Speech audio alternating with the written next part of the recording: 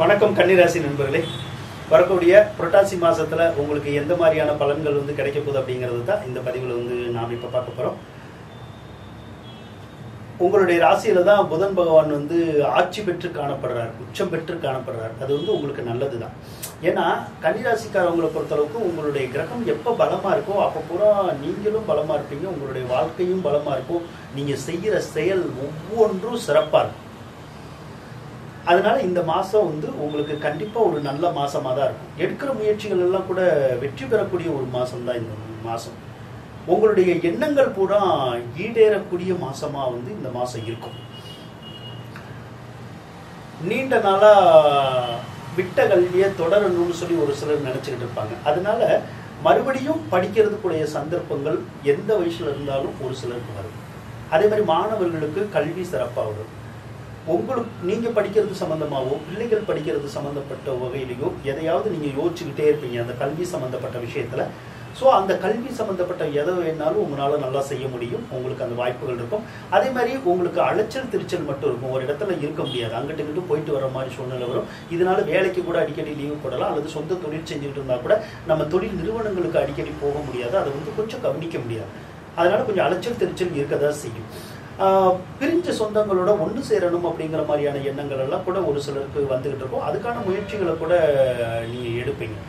மாமன் மைத்துனர் வழி உறவு இருக்கு இல்லையா, அந்த உறவை சிறப்பிக்கணும், நல்லா கொண்டு வரணுங்கிற ஒரு எண்ணங்களும் இந்த மாசம் உங்களுக்கு வந்துகிட்டே இருக்கு. அதே மாதிரி புதுசா பிசினஸ் ஐடியாஸ் எல்லாம் தோணக்கூடிய ஒரு மாசம் தான் இந்த மாசம். ஒரு சிலருக்கு மட்டும் இந்த சளி, இருமல், காய்ச்சல் அல்லது நரம்பு சம்பந்தப்பட்ட கோளாறு, இந்த சுளுக்கு பிடிப்பு இப்படியெல்லாம் சொல்றோம்ல, அந்த மாதிரியான தொந்தரவு மட்டும் வரதுக்குடைய ஒரு அமைப்பு இருக்கு. அதே மாதிரி அரசாங்க சம்பந்தப்பட்ட விஷயங்களை செய்யறதுக்குடைய ஒரு யோகம் இந்த மாசம் இருக்கு. அப்ப அந்த எண்ணங்கள் வரும். என்னது, ஒரு சிலருக்கு சர்டிபிகேட் மாத்துறது, ரெக்கார்ட்ஸ் மாத்துறது, கவர்மெண்ட் கிட்ட புதுசா ரெக்கார்ட்ஸ் எதுவும் வாங்குறது, சர்டிபிகேட்ஸ் வாங்குறது, சேஞ்ச் பண்றது, அந்த மாதிரியான விஷயங்கள்லாம் நடக்கும். அல்லது அரசாங்கத்தில் போய் ஏதாவது உதவிகள் கேட்டாலும் கிடைக்கும். இந்த மாதிரி அரசாங்க நன்மைகள், உதவிகள் எல்லாம் கிடைக்கக்கூடிய ஒரு தருணம் தான் இது. அதனால அரசாங்க சம்பந்தப்பட்ட காரியங்களை செய்யணும்னு ஏதாவது நினைப்பீங்க. அரசாங்க அதிகாரிகளை போய் சந்திக்கணுங்கிற எண்ணங்கள் இருக்கும். தாராளமா போய் சந்திங்க, நீங்க நினைச்ச காரியங்கள் கைக்கூடி வருங்க. 2ல செவ்வாய் இருக்கிறது நல்லதுதான். ஏதாவது ஒரு வகையில உங்களுக்கு பணவரவை உருவாக்கி கொடுக்குங்க. ஏதோ ஒரு வகையில பணம் வரும். அது வேலை இல்லாதவங்களுக்கு வேலை கிடைச்சி பணம் வரலாம், தொழில் ஓடாதவங்களுக்கு நல்ல தொழில் ஓடி பணம் வரலாம், வரவேண்டிய பாக்கிகள் வந்துடலாம். இந்த மாதிரி பொருளாதாரம் சிறப்பா இருக்கும். அதே மாதிரி கடன் காட்சிகள்லாம் இருந்தா கூட அதை கடனை கட்டக்கூடிய ஒரு அமைப்பு கூட இந்த மாசம் உங்களுக்கு இருக்கதா செய்யும். ஒரு சிலருக்கு மட்டும் 8ஆம் அதிபதி 2ல் இருக்கனால குடும்பத்துல சண்டை சச்சரவு வரும், அல்லது பணத்தை வச்சு கூட குடும்பத்துல கொஞ்சம் சண்டை சச்சரவு இருக்கலாம். அது இந்த புரட்டாசி மாசம் வரைக்கும் மட்டும் இருக்கும். அதுக்கப்புறம் உங்களுக்கு அந்த மாதிரியான தொந்தரவுகள் எதுவும் இருக்காது. அதே போல கன்னிராசிக்காரவங்களுக்கு 6வது இடத்துல சனி வலிமை பெற்றிருக்கு. அதோட ராகு வேற 6வது இடத்துல தான் இருக்கு.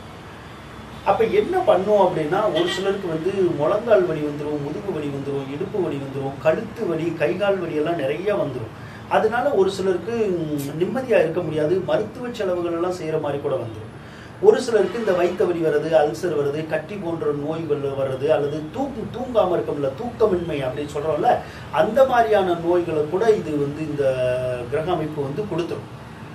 அதே மாதிரி குழந்தை ஏற்கனவே வச்சிருப்பீங்க, நீங்க உங்களுக்கு குழந்தைகள் இருக்கு அப்படின்னா அவங்களுக்கு கூட ஏதாவது அவங்களோட கருத்து வேறுபாடுகள் வரும். இல்லைன்னா அவங்கள படிக்கிறதுக்காகவும் வேலைக்காகவும் நம்ம பிரியிற மாதிரியான ஒரு சூழ்நிலைகள் வரும். இல்லைன்னா அவங்களுக்கு ஏதாவது ஒரு நோய் நொடிகள் கூட வரக்கூடிய ஒரு அம்சமும் இப்ப கொஞ்சம் இருக்கதா செய்யும். அதே மாதிரி சனி 6ல் இருந்தாலே வாகன சம்பந்தப்பட்ட வகையில நமக்கு தொந்தரவு இருக்கும். ஏதாவது ஒரு வாகனத்தினால அடிக்கடி விரயங்கள் ஏற்பட்டுக்கிட்டே இருக்கும். வாகன சம்பந்தப்பட்ட வகையில நிறைய செலவுகள் வரலாம். சில நேரம் வாகனத்தை விற்கிற மாதிரியான ஒரு சூழ்நிலைகள் கூட வரதுக்கூடிய ஒரு அமைப்பு இருக்கு. அதே மாதிரி வாகன சார்ந்த தொழில் இருக்கிறவங்களுக்கு அவ்வளவா நன்மைகள் எதிர்பார்க்க முடியாது. ஏன்னா வாகனத்தினால விரயம்னு தானே இருக்கு. லாபம்னு இருந்தா தான் நமக்கு அந்த தொழில் இருக்கவங்களுக்கு நன்மை வரும். விரயம்னு இருக்கிறனால நிறைய செலவுகள் தான் வரும். சரிங்களா? அதோட 6வது இடம் எப்பயுமே வலிமை பெறக்கூடாது. 6வது இடம் வலிமை பெற்றாலே ஒரு சிலர் கணவன் மனைவியோட சேர்ந்து இருக்க முடியாது. அப்படி சேர்ந்து இருக்கிறவங்களுக்கு கணவனுக்கு அல்லது மனைவிக்கு அடிக்கடி நோய் நொடிகள் வந்துகிட்டு இருக்கும். ஒரு சிலருக்கு கணவன் மனைவி வேற வேற ஊர்ல வேலை பார்க்குற மாதிரியான சூழ்நிலைகள் ஏற்பட்டு பிரிஞ்சிருக்கிற மாதிரியான சூழ்நிலைகள் கூட ஒரு சிலருக்கு வரும். அப்படி வந்துச்சுன்னா கொஞ்சம் பிரிஞ்சிருந்தீங்கன்னா நல்லா இருக்கும். கணவனுக்கூட கருத்து வேறுபாடு வராது, சண்டை சச்சரவு வராது. அதே மாதிரி கணவன் மனைவிக்குள்ள நோய் நொடிகள் அதெல்லாம் வந்து வராது. 12வது இடத்துல சுக்கிர பகவான் இருக்காரு. 12வது இடத்துல சுக்கிரன் இருக்கும் போது வீடுனால செலவு வரும்.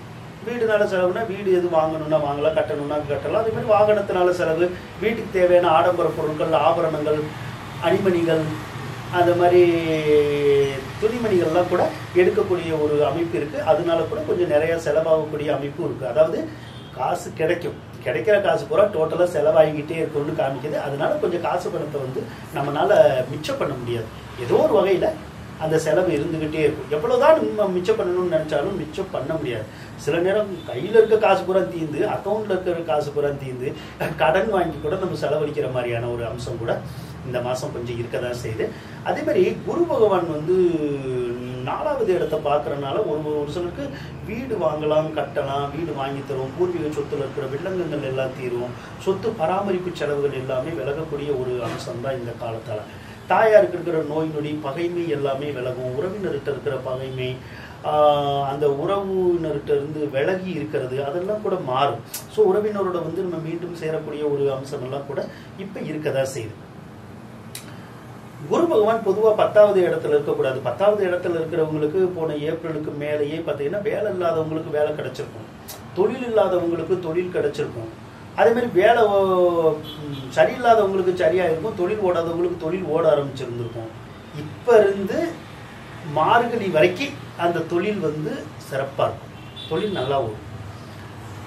அதனால தொழிலில் வந்து நம்ம 10 ரூபா சம்பாதிக்கிறதுக்குரிய வாய்ப்புகள் கிடைக்கும். அதே மாதிரி கோயில் குளம் சம்மந்தப்பட்ட வேலைகள் வந்து உங்களுக்கு நிறையா நடக்கும். கோயில் குளம் சம்மந்தப்பட்ட வேலைகள்னா ஒரு சிலருக்கு பக்தியே இல்லாதவங்களுக்கு பக்தி ஏற்படும். கோயில் கட்டணும்னு ஒரு சிலர் நினைக்கலாம், கும்பாபிஷேகம் நடத்தணும்னு நினைக்கலாம், கோயிலுக்காக ஏதாவது பணிவிடைகள் வந்து செய்யலாம், கோயிலுக்கு ஏதாவது பணம் வசூலித்து ஏதாவது நம்ம செலவுகள் செய்யலாம், தான தர்மங்கள் செய்யலாம். அதே மாதிரி கோயிலில் ஒரு சிலருக்கு வேலை கிடைக்கும், பூஜைகள் நம்ம செய்யலாம். இந்த மாதிரி கோவில் சம்பந்தப்பட்ட விஷயங்கள்லாம் சிலருக்கு செய்யறதுக்குடைய அமைப்பு இப்போ இருந்து அடுத்த வருஷம் ஏப்ரல் வரைக்குமே இருக்கும். ஒரு சிலருக்குலாம் புனித யாத்திரை போகிறதுக்குலாம் உடைய யோகமெல்லாம் கிடைக்கும். காசி, ராமேஸ்வரம் இப்படிலாம் நம்ம போயிட்டு வரோம்ல, அதுக்குடைய யோகங்கள்லாம் கூட கிடைக்கக்கூடிய அமைப்பு வந்து உங்களுக்கு இருக்கதாங்க செய்யுது. ஆக உங்களை பொறுத்தளவு கோச்சார கிரகங்கள் நல்லா தான் இருக்குது, அதனால லைஃப் நல்லா தான் இருக்கும். ஆனாலும் கன்னிராசிக்காரவங்களுக்கு ஒரு சிலருக்கு, உங்களுக்கோ உங்கள் வீட்டில் இருக்கவங்களுக்கோ யாருக்காவது ராகுதசை நடக்கும். அப்படி ராகுதசை நடந்தால் உங்களுடைய வாழ்க்கையில் நிறைய சிரமங்களை நீங்கள் சந்திக்கிற மாதிரியான சூழ்நிலை வந்துடும். வாழ்க்கை நல்லா இருக்காது, ரொம்ப கஷ்டம் வந்துடும். அப்போ நம்ம என்ன செய்யணும்னா ராகு தசையை பற்றி முழுசாக தெரிஞ்சுக்கணும். தெரிஞ்சுக்கிட்டா அந்த தசை உங்கள் வீட்டில் யாருக்கு இருந்தாலும் அதில் வர்ற பிரச்சனைகளை ஈஸியாக நம்மளால் சமாளிக்க முடியும். அதுக்காக ராகுதசைக்குடைய பதிவை பற்றி இப்போ என்னால் முழுக்க சொல்ல முடியாது. ஏன்னா அது வீடியோவே கிட்டத்தட்ட ஒரு 10-15 வீடியோ கிட்ட வரும். அதனால் அவ்வளோ விஷயத்தை என்னால் இப்போ சொல்கிறதுக்கு சந்தர்ப்பம் குறைவாக இருக்குது. ஸோ இந்த வாரம் வரக்கூடிய வாரத்திலேருந்து அந்த ராகுதசைக்குடைய வீடியோ தான் நான் போட போகிறேன். அப்போ அது வந்து பல பதிவுகளாக இருக்கும். அந்த பல பதிவுகளையும் நீங்கள் ஒன்று விடாமல் தொடர்ந்து பார்த்துக்கிட்டே இருக்கணும். அப்படி பார்த்துக்கிட்டே இருந்தீங்கன்னா உங்களுக்கு நிறைய விஷயங்கள் வந்து தெரியும். அதில் எதனால ஒரு விஷயம் உங்களுக்கு நடக்கலை அல்லது எதனால ஒரு விஷயம் நடந்துச்சு, ஒரு விஷயம் நடக்கலைன்னா எப்படி அதை நடத்தலாம், என்ன செஞ்சால் நம்ம முன்னேறலாம் அப்படிங்கிறது வந்து தெளிவாக இருக்கும். அந்த வீடியோவில் எல்லாமே சொல்லியிருப்போம். அதை பார்த்தீங்கன்னா உங்களுக்கு ஒரு வாழ்க்கை ஒரு நல்ல முறையில் கொண்டு போகலாம், நம்மளால் முடியும். அதுக்கு நீங்கள் என்ன பண்ணணும் அப்படின்னா என்னோட சேனலை வந்து நீங்கள் சப்ஸ்கிரைப் பண்ணி வைங்க, அந்த பெல் பட்டனையும் ப்ரெஸ் பண்ணுங்க. அப்படின்னா தான் நான் போடுற வீடியோஸ்க்கான நோட்டிஃபிகேஷன் வரும். அப்படி வரும்போது நான் வீடியோ போட்டோடனே உங்களுக்கு தெரிஞ்சிடும் நான் வீடியோ போட்டிருக்கேன். அப்போ நீங்கள் அந்த வீடியோ பார்த்தீங்கன்னா கண்டிப்பாக அந்த வீடியோ வந்து உங்களுக்கு யூஸ்ஃபுல்லாக இருக்கும். அதனால் நீங்கள் மறக்காமல் சப்ஸ்கிரைப் பண்ணிடுங்க. அதோட என்னோட வீடியோவை சப்ஸ்கிரைப் பண்ணுறவங்களுக்கு ஒரு விஷயம் நான் பண்ணித்தரேன். என்னன்னா, நீங்கள் உங்களுக்கு ஏதாவது தெரியாத விஷயம், புரியாத விஷயத்தை பற்றி ஏதாவது ஒரு கேள்வி நீங்கள் கேட்கலாம். உங்களுக்கு அந்த கேள்விக்கு நான் பதில் சொல்கிறேன். அது நீங்கள் கமெண்ட்லேயே கேட்கலாம். அதை கேட்குறது எப்படி கேட்கணும்னா, உங்களுடைய பேர், உங்களுடைய பிறந்த ஊர், பிறந்த தேதி, மாதம், வருஷம், பிறந்த நேரம், அதை மட்டும் போட்டுட்டு என்ன கேள்வியோ அந்த கேள்வியை கேளுங்க. ஒரு கேள்விக்கு நான் கண்டிப்பாக பதில் சொல்லுவேன். ஆனால் அடுத்தடுத்து துணை கேள்விகள் வந்துச்சுன்னா கொஞ்சம் பதில் சொல்கிறது சிரமம். ஏன்னா உங்களை மாதிரி நான் நிறைய பேத்துக்கு பதில் சொல்லணும் இல்லையா. ஆனால் உங்களுடைய ஒரு கேள்விக்கு கண்டிப்பாக நான் சப்ஸ்கிரைப் பண்ணவங்களுக்கு கண்டிப்பாக ரிப்ளை பண்ணுவேன். அதோட இந்த வீடியோ உங்களுக்கு பிடிச்சிருந்தா லைக் பண்ணுங்கள், ஷேர் பண்ணுங்கள். நன்றி நண்பர்களே.